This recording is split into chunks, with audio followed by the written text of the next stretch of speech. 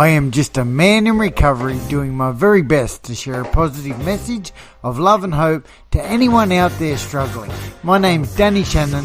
I spent 17 years in the pain, hurt and misery of active addiction, heroin, meth, crack, anything you could get your hands on. I am absolutely blessed to have found recovery on the 15th of September 2009. This is the Kick the Shit podcast. Each week, my guests and I will share our stories around the social and emotional impacts that addiction can have on both ourselves and our loved ones. Let's go! Let's go, Ronald Isherwood. Good morning, mate. How are you? Danny, how are you, my friend? Mate, you're such a kind guy. Ron, I can't, look, I couldn't do any justice to the intro. I'd love you to introduce yourself to us, but I want you to know, and I said this just the other day, I've been hearing a lot of positive, beautiful things about you, and I was very lucky enough to be a guest on your show. Would you mind, how you doing, first of all, Ron, and would you give us a bit of an intro to who you are and what you do? Living the dream, mate. Living the dream. I as you said, my name's Ron Isherwood. I'm a recovering addict, which encompasses drugs, alcohol, sex, gambling, crime, spending. Fucking mate, if it can change the way I feel, I'll do it. You know what I mean? Like, I would do anything to hide my feelings. I would do anything to, it sounds really funny, and I said this many years ago, and it was like a revelation, because I grew up as an alleged tough guy. I spent a lot of years in prison. I've done some violent crimes and all that bullshit, and yet I was an emotional coward. And it was so hard to admit that, I was an emotional coward. Mate, you take heroin out of my system, I'm sick on my legs. My fucking legs are shaking. Like, I'm going to vomit, and yet I could run into an armed robbery. I could escape from prison. I'd fight anybody, and I didn't have to know I was going to win. I'd fight anybody, but I couldn't fight my obsession and compulsive behavior. And that was really challenging. That was really challenging to admit that I was afraid and that I was powerless. Wow. Powerless. What a great intro, Ron. You already talked about escaping from prison, being in recovery for so long, fighting, and yet being a heroin addict, and the minute you take the heroin out of your system, you're crying. That sums me up to a T. How long have you been in recovery for, Ron? I've been in the recovery program since 1981. How long since you've used heroin, Ron? 37 years, 2 months and 3 days. But who's counting? Who's counting? Congrats, 37 years, man. Yeah, you're man. what we call a dinosaur, is that right? Right, Ron? A dinosaur. Yeah. I'm a dinosaur who's one shot away from being a junkie. Yeah, absolutely, mate. So important we continue to share that, because people think you get 37 years up, you're sweet. But you're just one shot away from being a gutter junkie. One shot, mate. And I say to people laugh when I say, my home group's Wednesday night boomerang meeting, relapse recovery meeting, because relapse is part of my story. And I started 2 of those. I started one of those in 1986 in Annandale in Sydney. Wow. And we started one up here 3 years ago on the Sunshine Coast. Because it's so important to have a boomerang recovery meeting so that people have got something to come back to after they relapse. Because yourself, if you relapse, you feel like a piece of shit. You think everyone's judging you and all that stuff. So I had to I wanted to make a safe place where people could come back and go into recovery places where they're like welcomed. Do you know what, Ron? Actually, I know it's probably hard to believe this, but we don't often talk about, so what are you talking about? People aren't sure maybe what you're talking about right now. You're talking about these meetings, boomerang meetings. I don't often go into this on this show. Can you explain a little bit more about that? Well, I've always been associated with 12-step program. 12-step programs, yeah, like Narcotics Anonymous. Is Narcotics that right? Anonymous is one of them. There's AA, these fucking mate. There should be Anonymous. There's that many of them these days. They all run off the same 12 steps. You know what I mean? Yeah. The 12 steps to me were just a way of finding out who I was. I run off another thing called the 8 demands. This is my program. Yeah, you're correct. And the 8 demands were things that I lacked. Here's one I prepared earlier. Wow, good They're the 8 stuff. demands. And now these demands here, it's openness, acceptance, reliability, congruence, thoroughness, consistency, respect, and honesty. I didn't even know to spell any of those things. Love it, Rod. Fucking honesty. There's nothing honest in my life. I was born into a life of crime. A liar crime, not a life, a liar crime. You think it's a life, but it's a lie. My father was a painter and docker from Melbourne. I shot my first man by the time I was 16 years of age. I was in Pentridge at 17 years of age from having a shootout with the coppers, and I hadn't even used a drug. You said you shot your first man by the age of 17? Yeah. Let's just touch on that. What do you mean by that? You shot your first man. Did you get done for this, Ron? I hope. Yeah, I got charged with it. Yeah, I got charged with it. Got found not guilty. 17-year-old boy, he shot someone. Did he survive? Was he okay? Gangster. Yeah, he survived. But it was another gangster. It wasn't some innocent poor person walking down the street.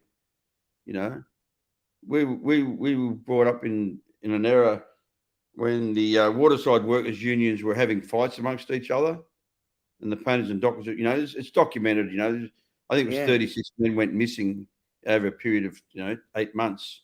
A lot of people were killed, and I was a 17-year-old boy, and my father was part of it. And my dear old dad, God bless his soul in hell, and may he rot there. He taught me to be a horrible little human being. My first conviction when I was 12 years of age for break and enter, not into someone's house. We didn't break into houses. We broke into factories and warehouses and shops. And, I had an organised gang at 12 years of age. I had a crew, and they talk about it these days, but those days it was unheard of. I'm talking about the 60s. Now, 66 is my first conviction. But, So did that start from the minute you grew up, Ron? Where did you can we let's just go back quickly to the very beginning. Where did you grow up? Did you have mum and dad? What was the house like growing up? And when did you first pick up? Yeah, you were on track. I grew up in Fitzroy in Melbourne. Oh, yeah. Which was slums. Which was we had an iron foundry at the back of our house. But the black soot would go all over my mother's clothes when she'd hang them out in the line. I stole food to eat. My dad was a gambler. So he'd punt everything. Everything would be on the punt. A rich day for us was fish and chips. That was like a expensive day. And we ate bread. I ate bread for breakfast. It was called bread and milk. They put the stale bread in with milk and they put sugar on it. You'd eat that for breakfast. If you were lucky, you might get some lunch to go to school. And when you come home at night, sometimes you get what you call bread and dripping, which was the fat out of the meat they'd cook, and they'd put that on the bread. It was full of pepper and salt, and you'd eat that, So we were really poor. And then the next stage, my dad was becoming a more career criminal, and we started to get more money. But I never took drugs. I was a boxer. My dad was a champion boxer. I was a boxer. I boxed since the time I could walk. I fought in the tents. They used to have carnivals that go around like the Royal Melbourne Show. I boxed in the tents when I was 8, 10, 11 years, 12 years of age. I boxed in the tents my whole life. Yeah. I was an amateur boxer. Johnny Lewis has been a family friend of ours all my life. I did a podcast with Johnny last week. Wow. I went to Vegas with Johnny Lewis. I was a criminal. Then I went to Pentridge in 1971. We had a shootout with the police. We were doing a break and enter on a big warehouse. The cops came. One of the guys there pulled out a gun, started shooting at the cops. He got shot in the face. Another guy and I, we were running in the warehouse and they shot us with a shotgun. He got the most of it and I got the overspray of the shotgun. So by the time I'm 17, I'm sitting in Pentridge charged with 4 attempted murders, having a shootout with the police, because when we got arrested for the shootout with the cops, one of the other guys gave me up for two other guys that got shot, and I still had never used a drug. And while I was in Pentridge, they put me on a drug called Largactil, which is a psych drug. And I'd moved from Pentridge to another jail, and like tracks alike. A guy said to me, "What medication are you on?" And I said, "I don't know," because apparently I was smashed every afternoon after doing the shuffle, Ron. Yeah, doing the Largactil shuffle. Why did they put you on that? For what reason, Ron? To control me. Yeah, to calm me down, to sedate you. But let's be honest, I was 45, 48 kilos. I was a kid. I was a tiny little kid. But they were afraid because of my charges and things like that. And plus, I had no fear. I have a disease that you don't have fear. You know what I mean? It's not a disease. It's just I never had fear. But when you've got nothing to lose, you've got nothing to lose. And when you don't care about yourself, you don't care. Yeah. So this guy said to me, "Don't take your meds. Bring them back. Show me." I took the meds back, and he went, "Oh, cool. You can shoot this shit up." I didn't even know what he was talking about. So that night, I had my first injection. I fell to my knees and I vomited in the toilet. And I straight away, yeah. You shut up Largactil. I thought, wow, this is cool. And I called it remission. Yeah. Because while I'm stoned, I'm not in jail. Yeah. Fast forward 2.5 years, I get released from prison and I moved to New South Wales. You got 2.5 years for all that drama. I got found not guilty of everything. Oh, good. Not guilty. So you're on remand for 2.5 years. Right. No, I got found guilty for the break and enter, but I got found not guilty of all the shooting charges. Those days was very corrupt in Melbourne. The painters and doctors ran everything. So, it'd be word of mouth. You get to the people that got shot, excuse me, they'd have a memory relapse. Nah, they forget who it was. And then, like one of the guys, the prosecution said in my case, "Is the man in the court today that shot you?" He looked around the court. He goes, "No." The prosecutor, everything goes crazy. The judge goes, "Why did you point that man out in the lineup?" And he said, "Oh, that's the man the police told me to point out." Oh, okay. So the case is dismissed. It's that easy, It was that simple those days. So by 1974, I'm a drug dealer. I'm selling marijuana. You're buying $10,000 for £100 of marijuana, but it's a big parcel, £100 of marijuana, and it smells. Yeah, hot dealer, still doing career criminal stuff. And a guy came to the house that I was at, where I just sold some drops. Left me in the lounge. We're listening to music. Went to the bathroom and went to the kitchen, I should say. And I thought, what's he got that I haven't got? Because I like being the man. Yeah. I was driving the new car, the gold chain. I had all the shit going down. You know what I mean? This is 1974. And there was a girl there that I fancied. She said, "He's got some smack." And I'm like, "What?" She goes, "He's got some smack. You tried it before?" And I go, like, "Oh, yeah." I hadn't, but I wanted to get in her pants. She said, "Well, why don't you buy a cap?" Those days, a capsule of heroin was $30. And you'd get 6 shots out of it. Wow. That's at the beginning. So I had my first shot. I had my first shot of heroin, and I didn't get laid. I couldn't even drive my car because I was vomiting. Power spewing. Yeah, power spewing. They put me on the back of a mate's motorbike and took me home. And my girl was like, "What's happened to him?" And they go, "Oh, he just had some smack. He's all right. He'll be all right tomorrow, blah, blah, blah." I woke up the next morning, Danny, and it's true as God. I chased down the guy that sold me the gear. It's funny, I spoke to him a few weeks ago. The guy that I bought my first shot of, he's still here. He's on the Gold Coast. And I got a meeting with him, and I said, "How much is an ounce of heroin? How many caps do you get?" I did the market. I did the maths. Yeah. So I got £100 a pot that's stinking down a whole block of units, and it's so big and you're carrying it everywhere.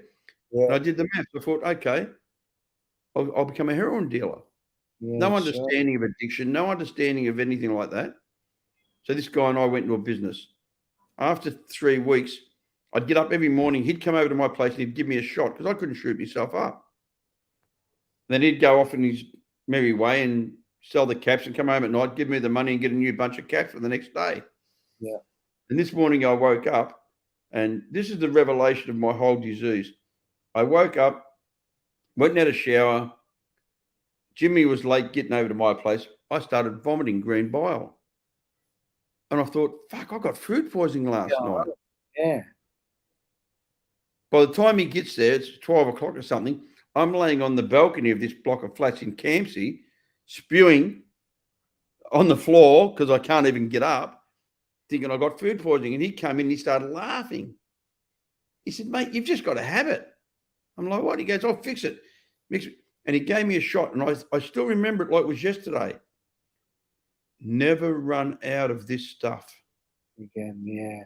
It wasn't like, oh, fuck, this is addictive. Now you're caught up in life. Yeah. It was like, never run out of this stuff. Never. Wow. Yeah, and I did my best. I did my best. I only ever detoxed in prison. I never, ever went to a rehab, up until 1981. From 74 till 81, I'd be in and out of jail because I was a career criminal. And by that time, I'd become a junkie, which made me into a really bad criminal because, desperate people do desperate things. I went from being a very productive criminal, very good at what I did, to being, selling gear up the cross, fucking making quinine fucking tablets up and crushing them up and selling them to poor people, telling them it was heroin, I just become I became a scumbag. I'd lost all my principles, my dignity. The criminals that I grew up with all banned me because junkies were weak people. In the old gangsters' eyes, as soon as you become a junkie, you're a liability. Yeah. And I spent that next, from 74 to 81 in and out of prison. And I was still hooked up with some pretty nasty people who were doing some drug smuggling and all that stuff, because I was a criminal. So, I was always involved with that stuff. So what happened was in 1981, I just got out of jail. I was hanging out with a guy called Warren Frenchie. Frenchie and I were mates. Well, Frenchie wasn't even a drug dealer. I told Frenchie how to be a drug dealer in jail. Sitting at 10 million MRP, I introduced him to because I used to get dope smuggled into jail, and he never ever used heroin. He smoked a bit of hash with me. And I told him, this is how you make money. You sell all this and you sell that and you get the gear and you make grams up. And by those days, they were making up foils. The caps had gone. They were making foils. So I get out of jail. Frenchie comes and Frenchie knows me from jail. So we're training together, both, full fitness fanatics. And that's who he knows. He knows Ronnie, that guy. Yeah, sure. When I get out, Frenchie's a drug dealer selling gear for Nettie Smith. And he drops half an ounce off to me. Those days it wasn't much. It might have been $1,500 for half an ounce. He comes back. I got $1,200. Drops off another ounce. He comes back next day. I got $1,100. Drops off another. I'm short. Every time he turns up, he gives me half an ounce. I'm short. And he's like, what the fuck's because he doesn't know anything about addiction. He's like, what the fuck's going on? And I go, well, it's all right. I'll get it back to you. And we're mates. And he started laughing. He goes, mate, I'm going to have to shoot you in the leg or something. He said, because you can't just keep robbing me. He said, because everyone will think they can rob me. The old gangster, Chris, he goes, where's my mate Ronnie? Where's he gone? Yeah. Where's my buddy? And Frenchie said to me that one morning, he said, I'm going to knock Nettie. He's going to kill Nettie Smith. And I said, don't tell anybody. Just do it. Don't talk about it. Just do it because he's dangerous. This is a true story. So I get pinched 2 days later, selling gear. I'm out the jail. Frenchie gets knocked. Roger Rogerson kills him. And I get the message from another guy, another addict from the cross, says, Roger Rogerson's looking for you, because he must have got paranoid that Frenchie told me that, well, he did tell me that he was going to go and pay Roger Rogerson money because he kidnapped a copper. This is a true story. So I've shit myself. I'm out at the remand centre at Long Bay, and I'm thinking, oh my God, I don't want Roger Rogerson finding me. Yeah. And a mate of mine wrote me a letter and said, if you put half as much effort into recovery as you do into using, you can get clean. I'm in a drug rehab at Goulburn. It was the old We Help Ourselves, you know. And a guy came from the jail. I came from the rehab and 12-stepped me. But it was really funny, Danny. I was so ignorant and so stupid and so fucking mad. This guy called me out on the visit. So hang on, Ron, were you at the rehab or you were in jail? Like, I was in jail at that stage. I was still at the MRC. Yeah. But I wanted to get to the rehab. See, and I'd also escaped from jail, so I couldn't fucking get bail. Yeah, sure. So I thought I'll get out of the rehab and I'll do a runner. Yeah. Yeah. You know what I mean? So the guy came to visit me and he talked to me, but he talked to me like you and I talk. And I thought, he's an undercover copper, this bloke. Yeah. Why? Because you felt like he knew what you were saying. Like he understood. He knew what I was saying. He knew what I felt because he's a recovering addict.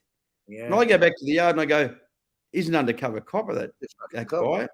I said, he's good. I said, he's fucking good, mate. He was telling me shit that no one knows about my brain that, you know, he knew. And then I said, this is how mad I'm in the yard and I go, is there any junkies in the yard so I can get information on them so I can pretend to be a junkie? So next time he comes out, I can bullshit to him so I can get 12-stepped and go to this rehab. Yeah. I didn't even know it was me. I didn't know that I was the junkie. Yeah. I was just a good bloke having a bad trot. Yeah. You know? So, long story short, I got the therapeutic value of one addict helping another. That's what I got. I didn't get anything. I was in that rehab for 10 months. The reason I didn't run away was because I didn't want to embarrass that guy for 12-stepping me. Because he came to Supreme Court 9 weeks in a row and got up in front of the judge and said, give him a chance, give him a chance. Why don't you just let people know what 12-stepping means, Ron? Well, 12-step means when you go somewhere and you tell somebody that there is a 12-step program. The 12-step, look, the 12-step says, you know, having had a spiritual awakening as a result of this program, we try to practice these principles in all our, you know, we practice these principles in all our affairs, you know, like in the 12-step program, your primary purpose is to carry the message to the addict who still suffers. And that's what we're doing right now. That's why we do these podcasts. That's why our motivation is to say, I was fucked. This is what I did. This is what I'm doing now. Sure. That's what it's all about. This podcast. One second. Sorry, just 1 second.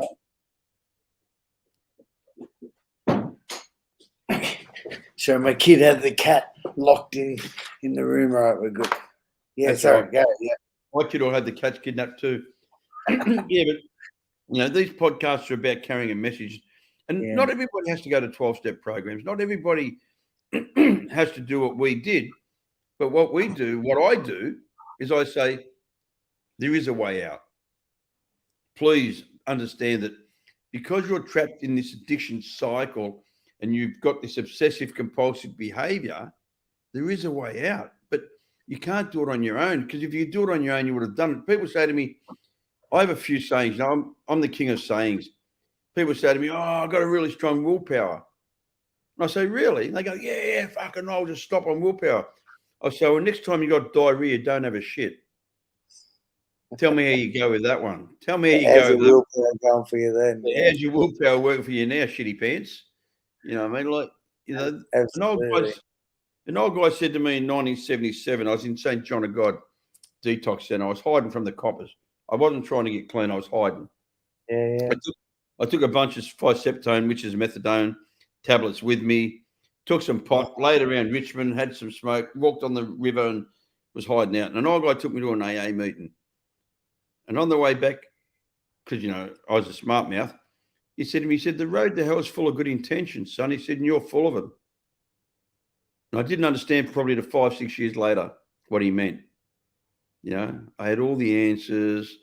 But, yeah, I had what they call a spiritual awakening. I've had a couple of spiritual awakenings, and I've had a lot of rude awakenings in my recovery journey. So in 1981, I go to rehab. I fall in love, of course. I'm in rehab. I've spent a lot of years in jail. The girls in rehab didn't have penises, where all the girls in the jails I'd just come from all had penises. Yeah, I mean, so I fell in love, and we had a red house romance. I've got 40-year-old twin daughters from that romance. But I never got clean. I got the therapeutic value out of one egg top than the other. I couldn't stay clean. I drank alcohol thinking that it wasn't a drug. So yeah, sure. I'd been clean for 10 months. I was coming up for my court case because I was bailed to the rehab and I had no faith, so I was full of fear. And I thought, I'll just go out and have a good time, have a root, and have a bit of a party before I go back to jail. And I went to a guy's place. I met up with the twins' mum. We got together. Then we went to Canberra, and I had a couple of beers, took a couple of pills. And I don't drink and don't take pills usually, but now I don't want to use heroin. I stole a car to go and do an armed robbery, smashed the car. The police car came. I stole the police car. I'm back in fucking jail. This is all in having 2 beers. Did you say you stole a police car? Yeah. Yeah. They had a big orange transit van, came to the accident, and I made out that I had concussion. I'm like, I'm sick, I'm saying, my mate's in the car. He's hit his head. He's walking in the bush. And it was a big orange transit accident van. And the poor guy, the poor cop, one got him, mate, and then his other mate gets out. So I just jumped. It was just a transit van for accidents. It wasn't security. Yeah. And they left. No, it was bright orange with police written across it. Oh, okay. It was I just jumped over the front seat and took off. An orange transit van. And of course, they got, trackers on them or everything else, whatever. This is a long time ago. This is in 1983, 82, I should say. And I drove straight back to my mate's place, grabbed the scanner, ran upstairs. We had a laugh and, I just pinched the cops. This guy I heard he's in unit 37. I'm like, just put my hands on my head and the door got kicked in and I'm arrested. Quick, huh? Yeah. So that was the first time ever that I was going to commit suicide. Wow. Why? Why were you? I didn't want to use anymore. Yeah. And I didn't think I could stop. It was the first time in my whole life I thought, I'm going to kill myself. I can't do this. And I'd made a whole plan how I was going to kill myself. And I was going to kill myself. It was Belconnen Remand Centre, they called it, in Canberra. And I was already wanted back in Sydney because I'd pissed off on bail. And I'd left the rehab, so I'd broken my conditions. So I knew I was going back to jail. And I made a plan to kill myself on the Saturday afternoon because that's when the screws were slackest. And I had my sheets. I was going to tie my sheets up and hang myself. And I've never thought of this in my life. And that morning, the girl that I'd been using with, the guy I'd met in rehab, came to visit me. She said, I'm pregnant. Wow. I didn't kill myself for that reason. Yeah, it's like a bit of a God job there, right? God job. It was, mate. It was a divine intervention. Yeah, I went back to jail. I used the whole time I was in jail. Got out of jail. They came and got me, took me back to rehab, I went back for her and the kids. We split up and I relapsed again in 1985. On September 1985, we'd split up and I was like, I'm going to show you, bitch. I'm going to use and you're going to feel really bad, like that madness of resentment. Yeah. I'm going to drink poison and hope that you die. Yeah. So I used for 6 months and I got on 120 milidone. And it was the most horrific fucking 6 months of my life. Because I had 5 years of recovery information and I'm using. I'm using against my will every single day. And I'm with a girl who's standing on the corner selling her ass. She's paying for my shots. I'd lost the ability to even earn. I'd just become a complete fucking mate, honestly. I was living in squats. I was living in hotel rooms. I was just, $20 a night, getting bed bugs, getting fucking scabies. Like, it was just, people can't believe it. When I tell people, like, this is where I lived. I lived in squats. I was living on a mattress with my girlfriend with a fucking transvestite. I slept at the bottom of the bed. One eye open, watching me have sex with the dream, bro. Yeah, I was living the dream, And people think, like, you didn't do it tough, mate. I done it tough. Yeah. I wasn't a high class junkie. Don't get me wrong, because I was involved with drug smugglers. Different times we had lots of drugs. But those times were like that, and the times that were shit were like, oh, that, there's a lot more worse than there was good. And what happened, Danny, was I had a dream. Here's this higher power thing again. And when I say this, I don't mean this in any bad way. I'm not a religious person. I'm a spiritual person. I was living at Bondi Beach. My kids were living around the corner. I didn't see my kids for 5 months. Their mother stopped me from seeing them while I was using. Yeah. I wanted to kill her. I'm so grateful she did that. My kids would never see me use. They're 40 years of age. So I have this dream that I die. I've only started telling this dream recently, and this is a true story. And I'm going to wherever you go. And because of our doctrine, I think I'm going up, and I get to where I'm going, and I'm trying to justify my life.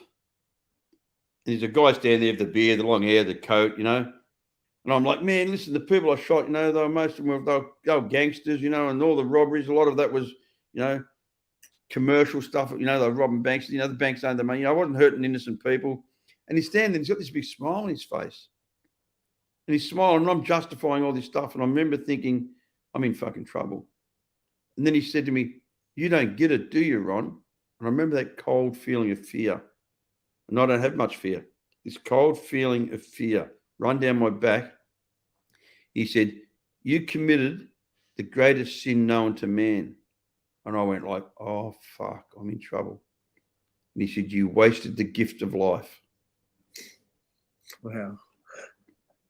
I went home the next day. I went to the doctor and said, I want to come off the dome. The psychiatrist had me on the 120 mil dome. He said, it'll take me 12 months to get you off it. I said, fuck you. I went to Langton Clinic and I said to them, I want to come off 120 mil dome. And at that stage in 1986, I had never done it. And they knew me because I used to go there and do 12-step work. I used to go there and help people. They said, Ronnie, you sure? I said, mate, I've got to come off. I'm going to die. They said, all right, we'll support you. So I jumped off 120 mil dome cold turkey. Wow, yep. At day 10, they kicked me out of Langton because they thought I was going to die. Yeah. So Wayne H, and a guy called Frankie. Frank's my best mate, Frank K. Cool. They took over. They took control of my life. Yeah. And they were clean. They were in recovery. They were already clean. They 12-stepped. I 12-step Wayne. Yeah, man. Yeah, the funny part was, Ron, I got thrown in prison on 120 mils of methadone and didn't get dosed for 10 months. So I know exactly what it's like to hang out. But I was in jail, so at least you got no control. On the outside, it's even harder, I think, Yeah, mate. It was just, it was the worst withdrawal I've ever had. Oh, it's putrid. So Frankie and Wayne, they could only put up with me for about 4 days each, and they'd swap me. Yeah. What I did, I went to NA meetings every day. I got up at San Susie and I hitchhiked into town because I had no money, no car. I had the arse out of my pants. I hitchhiked into town. I'd do the lunchtime meeting. Wayne was working in the Queen Victoria building as a plasterer. He'd finish work at 3 o'clock. Then we'd meet up. We'd go to No Names and have a $5 meal. I heard about that. Then we'd drive home. Street, is that? Stanley Street, yeah. Yeah, I've heard stories about No Names. Yep, sorry. We did. Well, that's where everybody ate. It was $5 for a meal. Yeah. You get cordial, a glass of cordial, a bowl of spaghetti, and a piece of bread. $5. Wow. Fuck. It's gold. Yep. So I did that every single day for about a year. I'd got an old car, $1,000 car. I started a cleaning company with Wayne and Frank. We started a cleaning company with cleaning Centrepoint Towers. Then I started another cleaning company because I've always been very entrepreneurial. I've always ran companies. I've never worked for anybody in my life. The only place I've ever been employed is through rehabs, drug rehabs. I would go and get a job in a rehab. And as you know, rehabs are hard work. You only stay there for about a year and then you're burnt out. You're like, fuck that, I'm going back to crime. It's too hard. Yeah. And yeah, so cut a long story short, my life was clean. I was living the dream, traveling the world, doing everything you could think of. And in 1999, I had a pretty serious motorbike crash. By 2001, I'm living in Queensland. I've been up here since 95, and a guy comes to me from my past and says, brother, please help me. You're clean. How long I'm you clean. been clean by this time? I was 15 years clean at that stage. 15 years clean, and an old mate come along, do you? Yeah, bloke that I helped in recovery, and I'd helped him get clean. He was supposed to be clean. He was still a crook. And he said, I fucked up. I fucked up. I lost 30 kilos of coke in Argentina.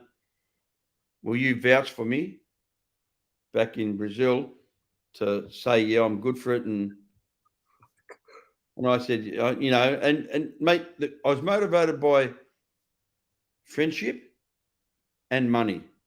There was a financial part to it, but it was more loyalty to a guy that I thought was a friend. Been a friend for 18 years. We'd been friends a long time. We'd done a lot of stuff together, naughty boys. And cut a long story short, I said yes. 12 months later, it's funny, isn't it? When I said yes, I said to him, I said no first. And then I said to him, mate, I don't need to do this. Mate, I had plenty of money. It wasn't, I wasn't broke. I was living in a waterfront mansion, the cars and the boats and all that stuff. And, and I said to him, I said, mate, if you fuck this up, so I'm going to tell you, I'll never fucking speak to you again. No, brother, I promise, it's all good. So I said yes. And unbeknownst to me, he was already under surveillance. He was already, the job was already fucked up. So, I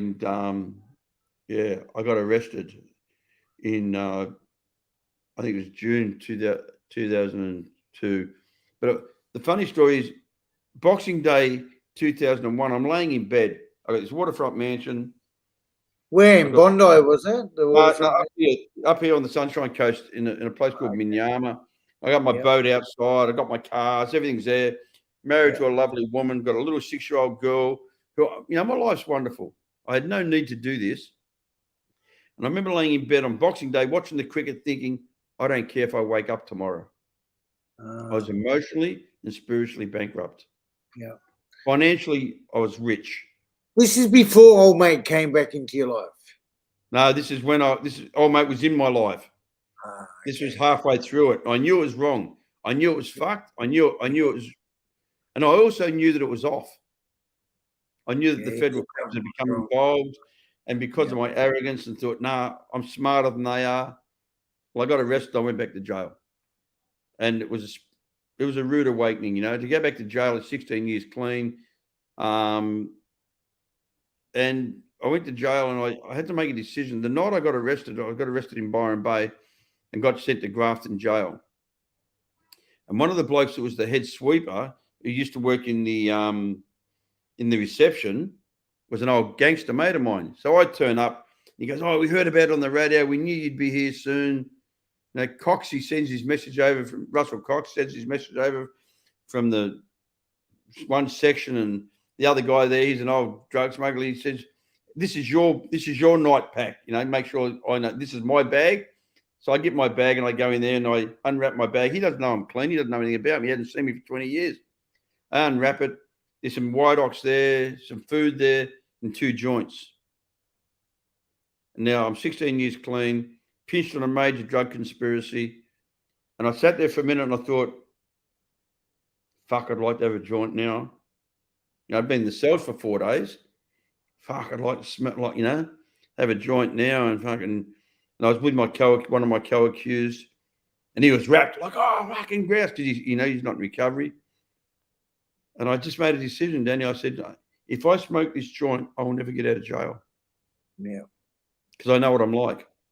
I'd start bringing drugs into jail. I'd start dealing. People would try to stand over me. I'd kill somebody, or they'd kill me. It would just become nasty.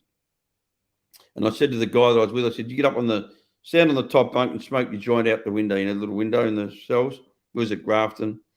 And, and then I decided, how am I going to stay clean? And the only way we can stay clean is carry the message. The therapeutic value of one addict helping another. So I started helping people. And then God again, he put me into a jail in Queensland because I got brought back to Queensland. Went through the whole procedure, got sentenced to 18 years. Wow. It's a federal charge, so you got to serve 9 of it. You got to serve half. I got to a jail up here, and I became a mentor for the boys' yard. The governor gave me, because I got NA back in up there. I got people to come in from outside because I knew everybody, so I started getting people coming from NA into the jail and running a meeting. I got literature sent in because there was no literature in the system, and I got all these books sent in. And because, I'd emotionally blackmail everybody in NA, like, you got to come and do HNI, which is hospital institution meetings. Yeah. If they didn't, I'd be sending nasty messages. You're fucking supposed to be carrying a message, you weak assholes. Get your ass in there and support me. It was always about me because I had to stay clean. I had children. I had responsibility.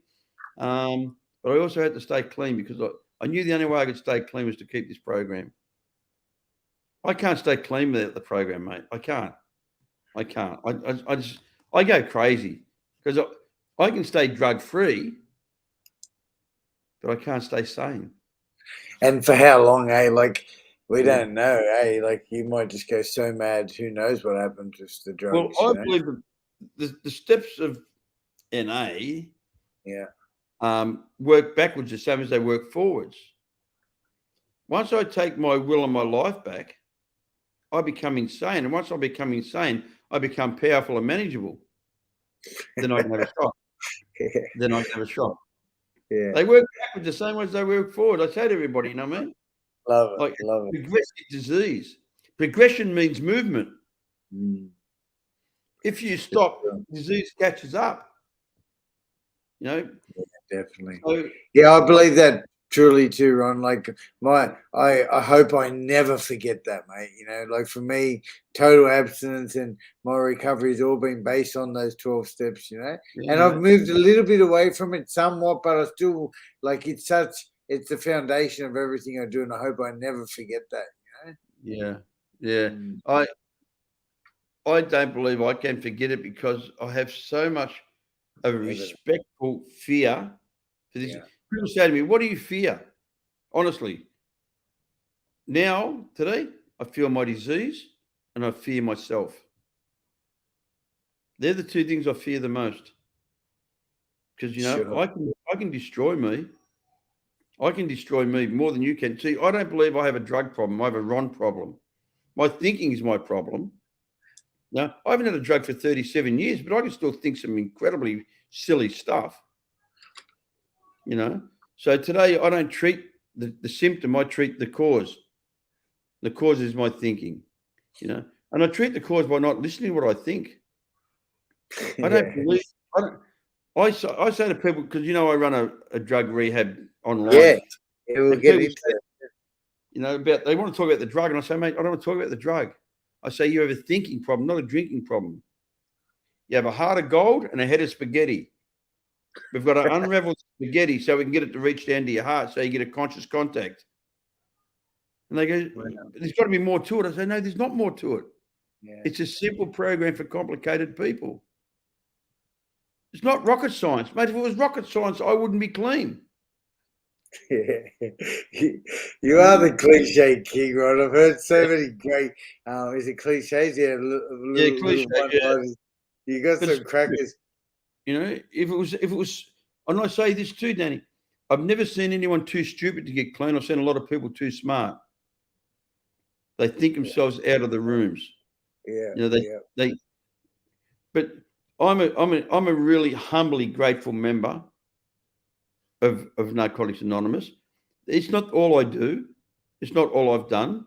Sure. I got treated for PTSD in 2012 when I came back from jail, out of jail this time. And the reason I got treated, this is this God that I don't believe in. Keeps doing all this magic shit, and that's his way of keeping his anonymity. In 2012, I got released and I went to stay in in my mate's place. Frank, again, the same guy, Frank. Well, Frank. By this time, he's got this multi-million-dollar mansion in San Susie on the water. The Pride Board come down there and they're filthy.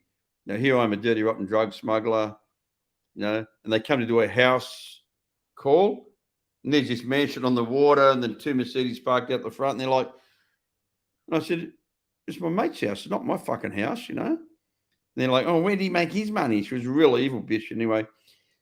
And then she was just nasty. She's like to me, I want you to do a urine.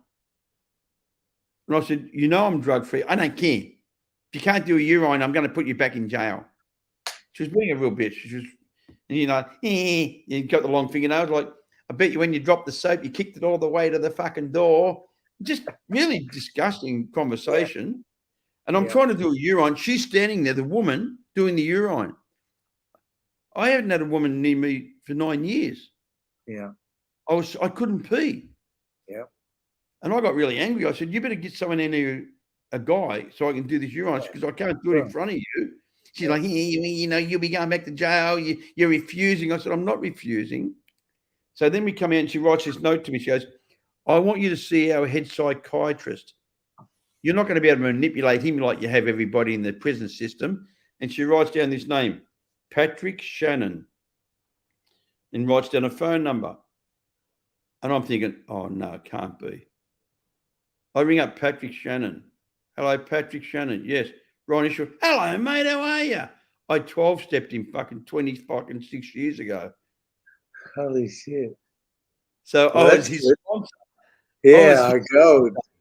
And he's like, how are you, mate? No. And I said, mate, stop. I'm here on official business. The Pride Board said, come down. I'll give me your address. So I go to his house and I said, I've got to get away from her. He writes a note. I want him transferred out of there. I want him there. I meet my wife. Her dad's in Vietnam. I said, I want to go to Vietnam. He writes a letter. I need my client, Mr. Isherwood needs to go to Vietnam because it'd be good for his recovery. It'd be good for his rehabilitation. So I go to Vietnam. This is while I'm parole. I want to come back to Queensland. I think he should go back to Queensland. Everything I wanted was just given to me. Like, it was just good old Patrick Shannon, eh? Good name too. Mr. Shannon. Go, Pat. He was a beautiful human being. He passed away. He had liver from using. He had liver cancer, got the liver transplant, and then the cancer came back into his new liver and died. But there's all this bullshit that we don't know about that I keep calling my God of my not understanding, working with these miracles, Yeah, and mate, sure. all I've ever done, and I like what you're saying, I'm just a guy in recovery. I take care of my recovery takes care of everything else.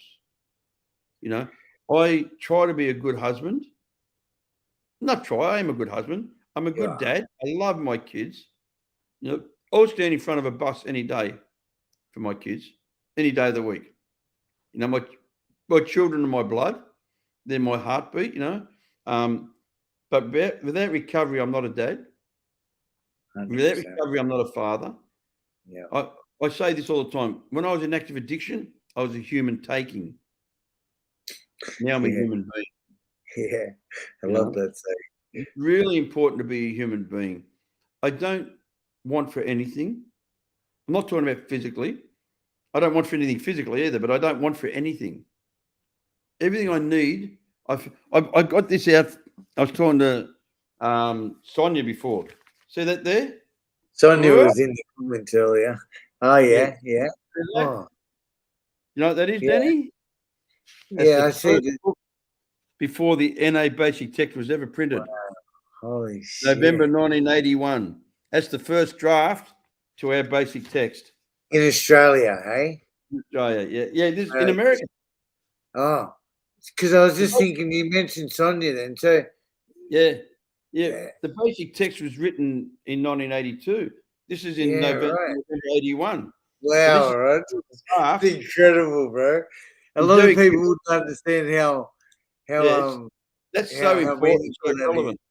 Yeah. And a lot of the wording, it talks about dope fiend and talks about all that stuff like the American way. And Derek hit me up saying to me, you've got to give that to the museum, the archive. I said, when I die. Yeah. You always go, every time, we had this conversation, when are you going to donate that? When are you going to donate that book? I said, when I die. Yeah, that's gold, mate. Mate, Wow. I've had meetings with that book. I've used that book for meetings. Yeah. We had when COVID was What on. a powerful thing. It's crazy. People, they can't believe it. They go like, "What?" I said, "When did you get that?" I said, "1981."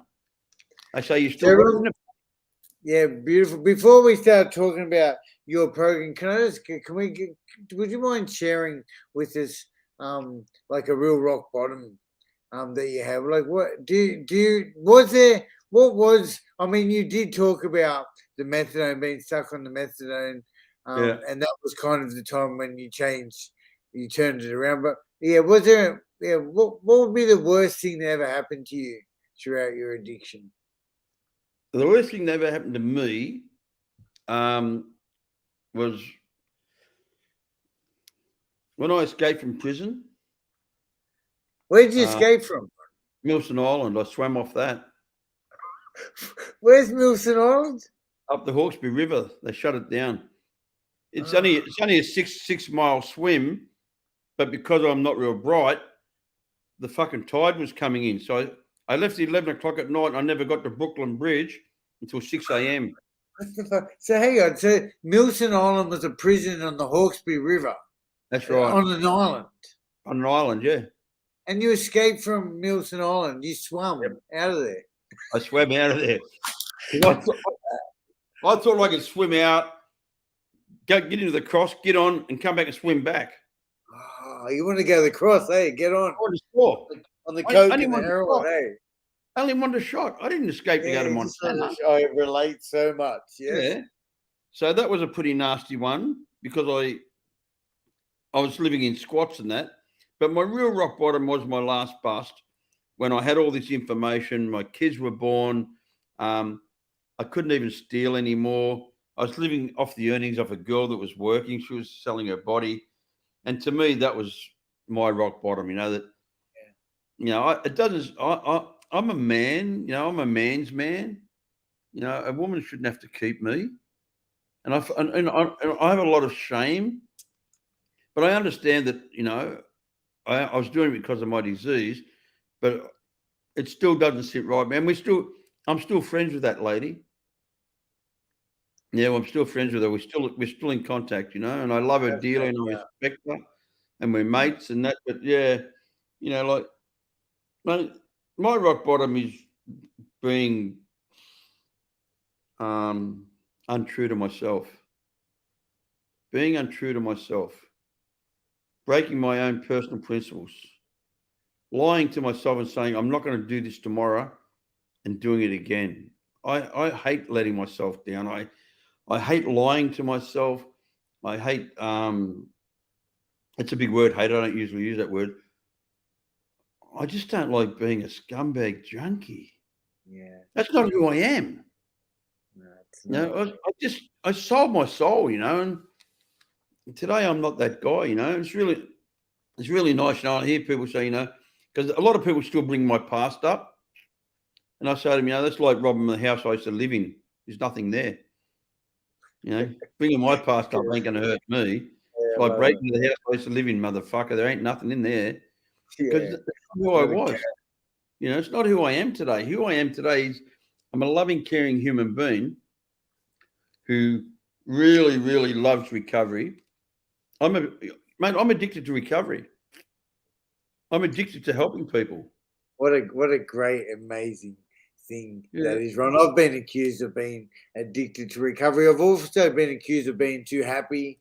And you got to have a look at those people accusing us of that and have a look. And I mean, I'm very grateful. That old saying, I've been brainwashed by Narcotics Anonymous and my brain certainly needed washing, Wayne H, don't you? Yeah, I love Wayne. Well, there's a mate of mine that I got clean with in the 81 who was the counsellor where Wayne was in detox. Yeah. He's back at Wisteria House. This is a good story. I love this story. And this poor guy never stayed clean here by dying. His name was Brad. And Wayne's been, because Wayne's got all the mouth and all the cliches and that. And my mate's counselling him. And Wayne goes, you're trying to fucking brainwash me. And Brad turns around in front of the whole group and says to Wayne, if I wanted to brainwash you, I'd spit on a tissue. In other words, a little brain. Tiny little brain. Yep. Yeah. Wayne, if I was trying to brainwash you, I'd just spit on tissue. Like, yeah. But see, the things with a lot of people don't understand with recovery too is we make beautiful friends. I'm the godfather of Wayne's 37-year-old daughter. Beautiful. That's important stuff. I've got no friends before I got clean, Dan. All my friends are dead. Yeah, I totally get it. I had no friends at all before I entered recovery. And Ron, I'm very blessed to be 13 years, 7 months, and 22 days as well. Yep. And I know, like, exactly what you said, and a lot of the stuff we're talking about. I'm so glad you touched on all those benefits of the 12-step fellowship because, for me, for people like me, and obviously for people like yourself, I tried the implants, I tried hypnosis, I tried prison, I tried the God or the religion stuff. Nothing worked. And then finally, some reason I got off myself and I started giving back to other people, kind of like what you're talking about. And here we are living our best lives. And we need to deal with the trauma. There was some trauma somewhere. Yeah. The steps will take you in there. It'll take you back through there and find out what happened. They really will, you know what I mean? And then you just have to have a real good honest look at yourself and say, well, was I responsible? 99.9% of the time, the answer was no. So if you're responsible, why are you taking credit for it? They go, but I'm not taking credit. Yeah, you are. You're punishing yourself. So you must think you own it. If your car breaks down, I can't kick myself. So I was just going to say, like we've been in recovery for a while. I've been in recovery for a little while, and you've been in a long time. And I see your spirit. I hear happiness in what you do, and I think that's definitely the case with you. But then I get a lot of people, and I know you've seen this with equal amount of time in recovery, right? As both of us, and who are unhappy and unable and still want to use and are struggling. What? Like, do you know why that is? What is it? I believe I do. Okay, tell me. I want to know what's the difference, you reckon? Called gratitude. Yeah. It's surrender too. Do you reckon a bit of surrender too? A bit of and personal honesty. Yeah, gratitude. I love that, gratitude. An attitude of gratitude. I believe a grateful addict won't use drugs. I believe that for a start. But I also believe that you've got to be grateful, and what you've got to be grateful for is that you understand what makes you unhappy and you understand what makes you happy. And if you understand what makes you unhappy, you stop doing it. See, so why are people still struggling with using with a decade clean? Right? Because is it a lack of gratitude? Yeah, and it's also a lack of honesty, personal honesty. See, I say to everybody, you can use drugs, but you can't use drugs and have a good life. When you come to accept the fact that you can't use drugs and have a good life, you'd never want to use again. Mate, I can use right now. I've got money in my pocket. I can go and get on. It's a choice. I don't struggle with that choice, not for 1 second. Not for 1 second do I think that I can put a drug in my body and continue to live the life I live today. It's like throwing away a diamond and picking up a rock. Oh, look at the grouse rock I found. Who gives a fuck? Yeah. You just threw away the diamond. Yeah, this gift that we have, I love it because no one can take it off you, Dan. Yeah. No one can take this off you. This is yours. For the first time in your whole life, you've got something that you've worked hard for, you've earned. Yeah. And no fuck can take it off you. Even when they put me in prison, they couldn't take my recovery off me. They took everything, $5 million off me. Yeah. Wow. It's so much courage, Ron. Now, my wife left me. Everybody left. And people would come and see me in jail and they go, how are you so happy?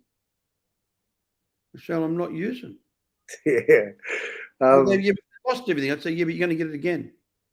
My God, my higher power gave me more than what I had. The wife I'm with today, I'm more happy with. The house I live in today, I'm more happy with. the car I drive today, I'm more happy with. So I lost nothing. And while I was in jail, I made the best of it and helped a lot of people get clean. There's people clean all over Australia that were sitting in prison cells that never knew about a 12-step program until I went to jail. So in my madness, I could say my higher power knew that he could put me in there to do his job and still stay clean. When did you get out of jail, Ron? The 30th of the 3rd, 2012. Okay. 11 years. So you spent 17 years. Let me just recap a bit. So you spent 17 years, first of all, in recovery, discovered a new way of life. In the end of that 17 years, you were quite down. You were down in the dump. Somebody came along from the past. Next thing you know, you think it's a great idea to conspiracy to import or to distribute some large quantity of drugs. Then you went into jail at 17 years clean, I would guess. Oh, and then you were confronted with a bunch of drugs at reception because the sweeper wanted to hook you up. Bless him, because you knew him from 20 years ago. You probably 12-stepped him. And then anyway, and then you get out after carrying the message in prison for 12 years, was it? 8 years. 8 years straight, yeah. 9 years. And then like, what an incredible journey. And I think, like, what I love is there's also a saying, like, NA is not Saints Anonymous too. I love that too. You know, like, you don't get clean and become some fucking God. Yeah. You don't become a saint overnight, that's for sure. You certainly, I love that. It's not Saints Anonymous. But all right, so you made a couple of mistakes. You got out in 2012, Ron, and what have you been doing for the last decade? Helping people, as I always do. I got companies that make money. I started. What companies? What are you doing? I own a jewelry company that I've owned for 40 years. Wow. I've always had a manufacturing jewelry company. We make all, this stuff and beautiful diamond rings, and I'm in the process of making. And you know what? The funny part is, I've been doing this so long that it comes up every day. I'm making new jewelry for people. See this? There's a diamond ring that I'm making for a customer now. Yeah, cool. Oh wow, beautiful. Wow. Yeah, and our company's like 1.9 million US. What is what? 1.9 million US. What do you mean your company? No, that stone. That one stone there's 1.9 million US. That's for and the you guy guys made it. No, that we didn't make. We're trying to purchase that stone for a customer. Yeah, get it. He owns a toilet paper company. Fancy that, eh? He makes $40 million to $50 million a year profit. Selling toilet paper. Yeah, quilts on toilet paper. A lot of money in wiping ass. Yeah, well, it's kind of one of those essentials, isn't it? It's one of the essentials. What else, Ron? What else are you doing? Mate, we did a car business, which we built a lot of really nice cars for show cars. Mate, I'm fucking, you know what I'm like. I'm completely insane. I'm obsessive compulsive. I work 7 days a week, 12 to 15 hours a day because it's not work. It's fun. Yeah, and sure. I run my rehab online, which I only do 4 customers at a time. Can we talk about that, Ron? Let's talk about that. Yeah, what do you mean your rehab? My rehab's just it's a 30-day program. It's 1 hour a day, every day on Zoom. You learn about the 8 demands. I think I told you about them before. Yeah. Learn about them. Openness, acceptance, reliability, congruence, thoroughness, consistency, respect, and honesty. That's them there. Those things there. Yeah. Those things there are. If you can put them into your life, you're trustworthy, you're reliable, you're congruent, you're thorough, you become very successful. If you can learn how to put those things into your life and work them into your own program, all of a sudden, the 12 steps become very simple because you're doing them with honesty, you're doing them with consistency. I still write the steps. 37 years clean. I still do step work. Me too. I still write the steps, They weren't even around when I got clean. Wow. You know, Yeah. 92, I think they got written or something like that, you know. I've had the same sponsor for 37 and a half years. I don't change much. If it's not broken, don't fucking fix it, you know. Yeah. My program's very rigorous. It's really honest. It's a program that if you're looking for unicorns and farting bubbles, that's not me. If you're looking for honesty and fucking mate, either, you know, mate, I say to clients, if you're not going to do what I tell you to do, I'll send you back your money. You can fuck off. And they can't believe it. They go like, what? That's the fact. I say, mate, if you think I do this for money, you're dreaming. Yeah. The money pays for the costs. Sure. Yeah. But I've got a new idea. I'll talk to you about it. I'm trying to set up a company that we put a concert on, and all the artists are going to be people in recovery. And it's going to be called Recovery Rocks. That's my dream right now. And it's going to be a charitable organisation, and the money we make from it is going to go to help people that haven't got money get clean, so they can do our programs for no cost. It's beautiful, Ron. So that's my plan for the next 2 years. It'll take me a year and a half to get it together, but I'm not talking about 20 people in a room. I'm talking about fucking, 50,000, 30,000 people at a fucking football stadium and have a concert, and all the money that comes from the concert pays the cost. After the cost goes into a charitable organisation that pays for people to do rehab that can't afford to do rehab. And that's what it's about. It's about giving back, you know. No, the more we give, the more the universe provides, Ron. I always say, You know Machete, Danny Tregear? Yeah. The guy that played Machete? Yeah, of course. Danny's been clean for nearly 50 years, something like that, 40-something years, Wow. 50 years. And I didn't get to meet Danny when I was in LA, but a lot of my mates that I was hang out with him, and he says, everything I have today is a direct result of me giving away. Everything he has, even his job he got helping another guy, everything he's got today is because of recovery. And I'm exactly the same. The more I give, the more I receive. It's not my motivation. It's just how it works. It's how this world works. And if the whole world worked on those principles, Danny, we'd have a nice world. Oh, wouldn't it be nice? Yeah. I often, I guess the world has to have the other stuff, the other side of that as well. But there's some horrible stuff in this world, Ron. But I love that we're part of the good stuff. Yeah, no, I want to be part of the solution, not part of the problem. I was part of the problem for a long time. No, and I've got no. I was just going to say, well, we can take some.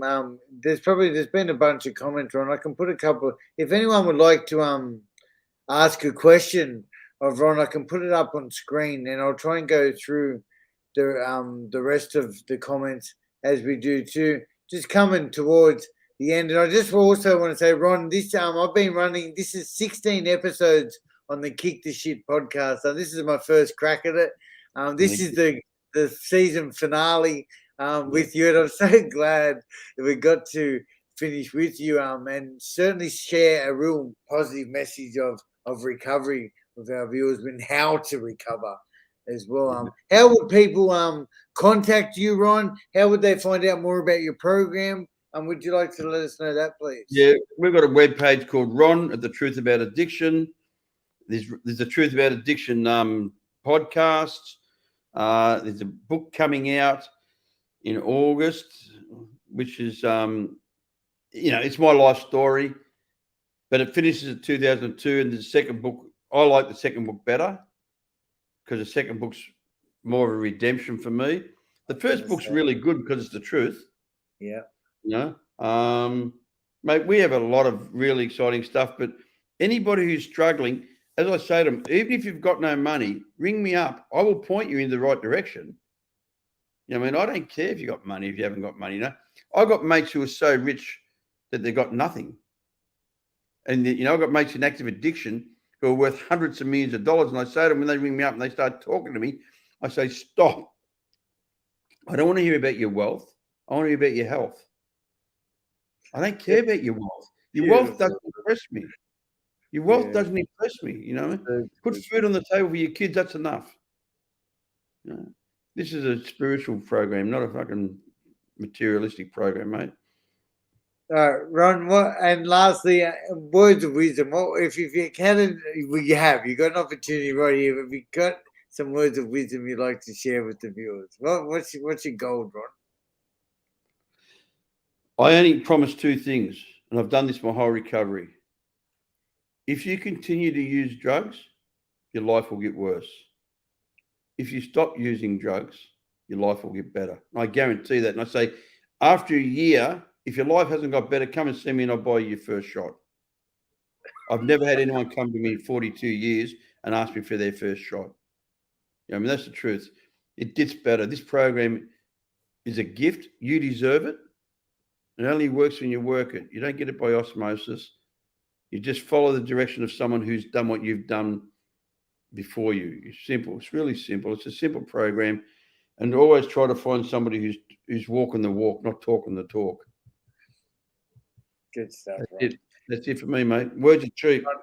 Yeah, thank you so much for sharing all your truth. Guys, thank you everyone for tuning in. I'm going to go back up the comments right now and highlight some on screen. There's been a lot.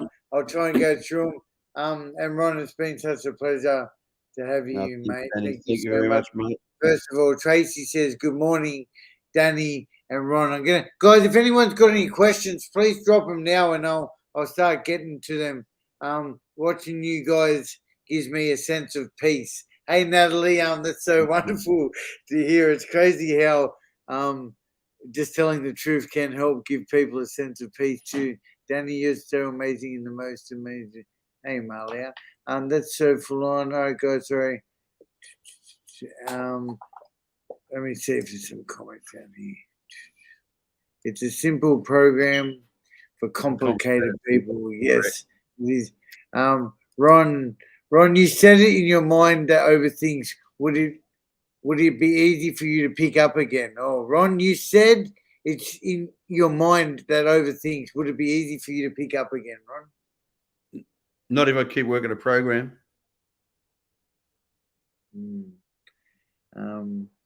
Ron, you are a legend. I'll most definitely go to your concert. The more you give, the more you receive. You both make the world a nicer place. Thank you, Nicola. That's beautiful. Andrew, do you know Andrew Book Alil?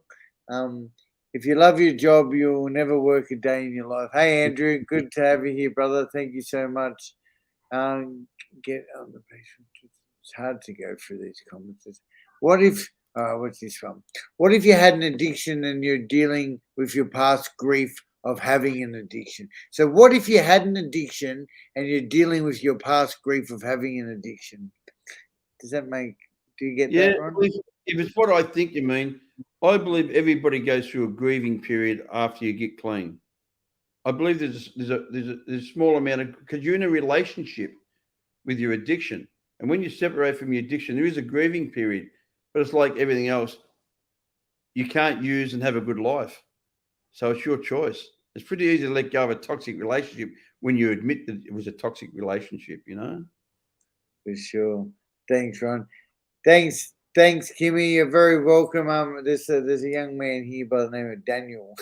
I'm proof that what he says works. Daniel's suggesting that he's proof of what Ronald's doing here. Only Dan says hello here. Ron, you said do. All right, guys. Thank you so much. There's actually like 100 comments here, Ron. You'll see them in the feed on Facebook. Oh, good. Thank you so much, everyone, for jumping on today, Ron. It's an absolute pleasure. Ron, I'm just going to end the broadcast and we'll be in the studio. Bye, guys. Thank you.